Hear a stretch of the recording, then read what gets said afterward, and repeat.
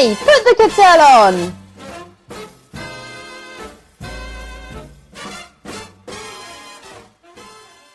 Welcome to our podcast, Timothy Put the Kettel On. I'm Timothy R. Andrews, and this is my co-host, Sarah Kettel. How you doing? I'm good. How are you doing? Awesome. Timothy Put the Kettel On is a podcast looking at issues within hospitality, solutions and inspirational stories within the sector.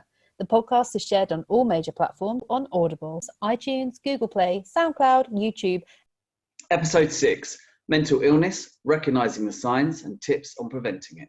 This is the third and final part of our 3-part mini-series focusing on mental health. Welcome back to Susan Grandfield, mind coach from susangranfield.com. It's great to have you back on the show, Susan. What are the signs someone can recognise if they may be suffering from anxiety or depression? It's probably different for everyone, but the main thing I would say is if you are starting to notice that you are worrying more than you used to, you're finding yourself caught in a train of thinking that feels uncomfortable and it feels different. So some people worry quite a lot, so that wouldn't be necessarily different for them. But if you notice that your thinking is more focused on negatives and worries and concerns, I think the other thing is to really tune into how the body feels. The body is an amazing source of wisdom.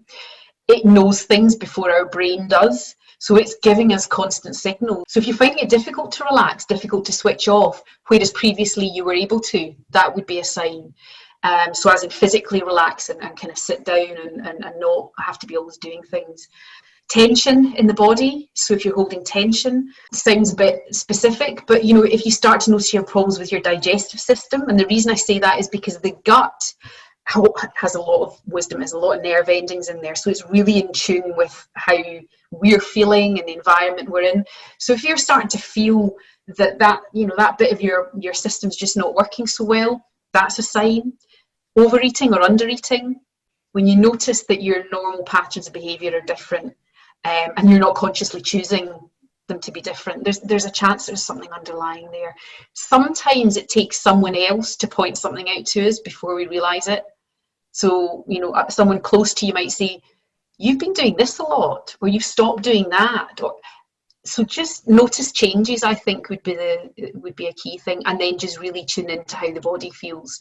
And if you used to exercise a lot and you're now not exercising because you feel lethargic, or sometimes people go the opposite way and become obsessive with things like exercising, and that's a way to kind of burn off energy. But I don't think there's a kind of finite list. It's different for everyone. What can we do for ourselves? What are your tips for staying mentally healthy ourselves and going to work every day with the right mindset and just feeling okay about things generally? Yeah.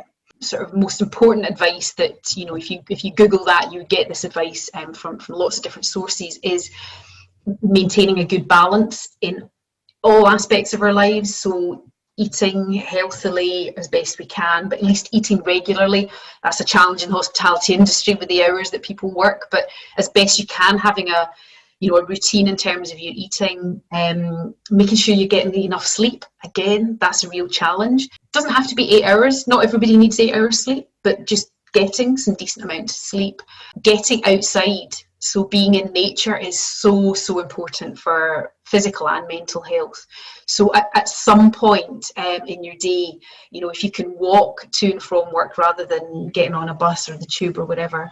So I think there's things about maintaining that sense of balance. So your well-being is made up of mental, emotional, physical, spiritual, financial well-being. There's all different elements to it. Giving yourself the best opportunity to deal with whatever the day throws at you. So making sure you're fueled, you're well slept, you're hydrated, all of those kind of things. From a mindset point of view, if you do all of that, it makes having a more positive or optimistic mindset easier. If we're hungry and we're tired, it's more difficult to think positively about things. But assuming those things are in place, I definitely don't subscribe to the thing of just think positively, because sometimes in situations it's quite difficult. For the last few months, it's been quite difficult to see what the positives are.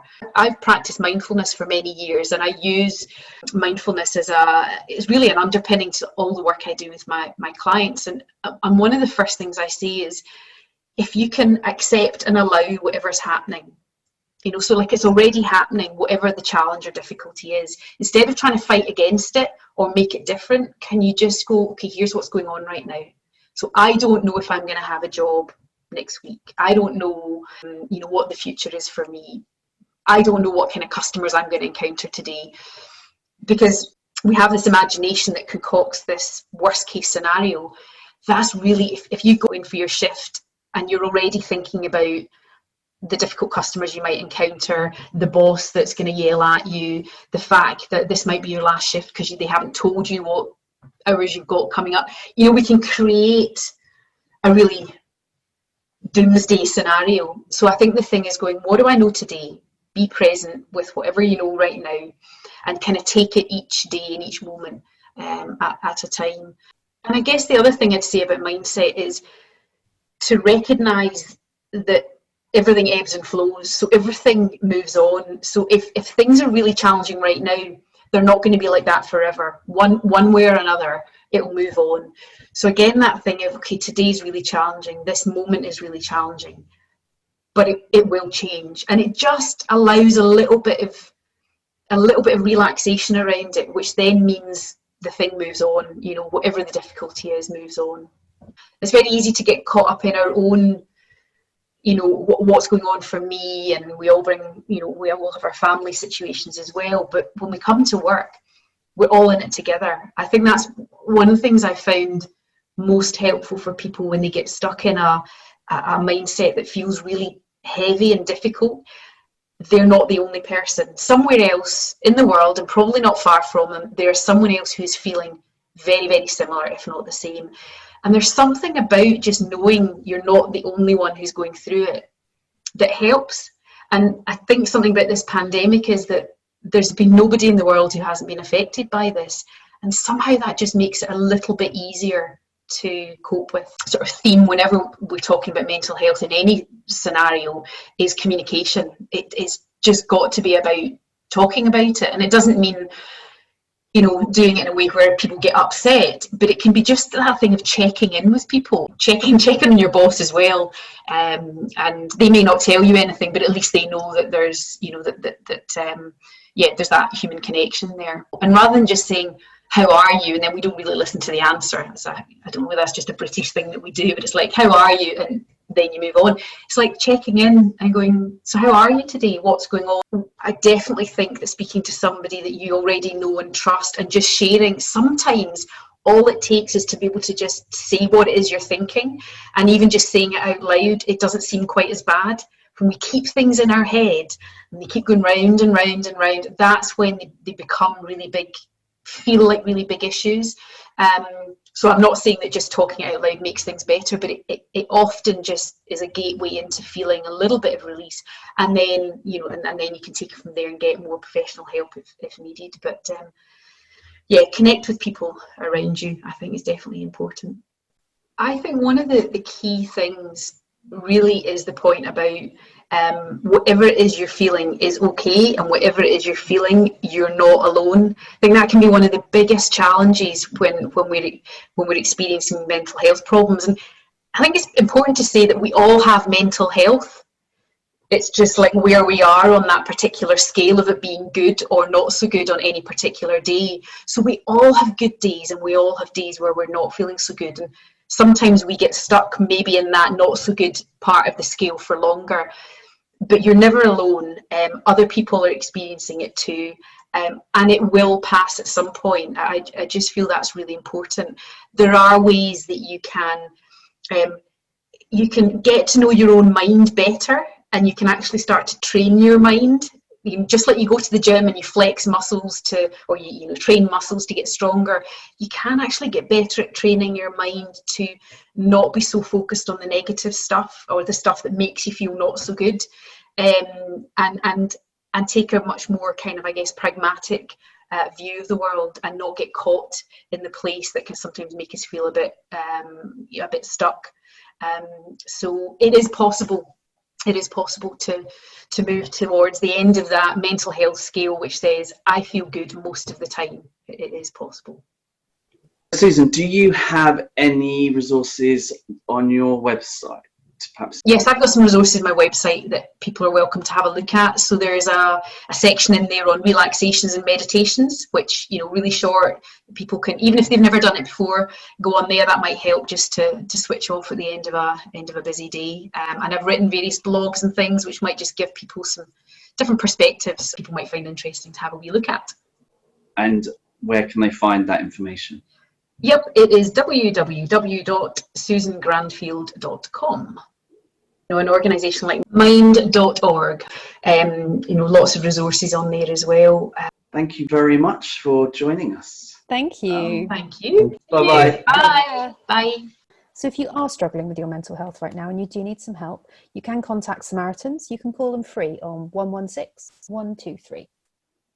You can also call Hospitality Action on 0808 802 0282, and the website is hospitalityaction.org.uk.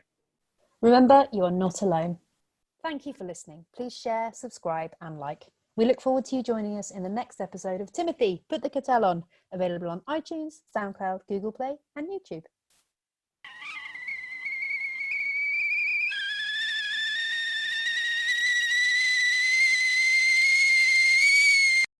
Timothy, put the kettle on!